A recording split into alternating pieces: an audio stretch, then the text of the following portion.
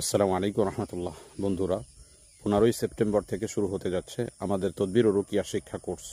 যেই সমস্ত বন্ধুরা ভর্তি হতে আগ্রহী অতি দ্রুত ডিসপ্লেতে দেওয়া নাম্বারে যোগাযোগ করে ভর্তি হয়ে যাবেন ইনশাআল্লাহ।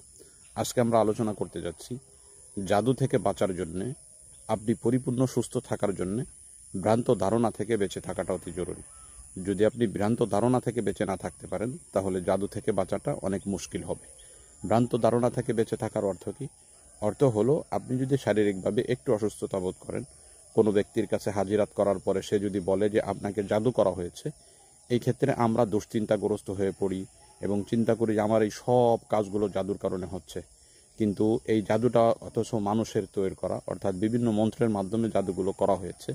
অথচ কোরআনুল কারীমের প্রতি আমাদের এই পরিমাণ আস্থা আসে না, যেটা আল্লাহর পক্ষ থেকে নাজিলকৃত আয়াত পড়ার সাথে সাথে জাদুগুলো নষ্ট হয়ে যাবে। এই আস্থার সাথে কোরআনুল কারীমের তেলাওয়াত জাদু নষ্ট করে দেয়।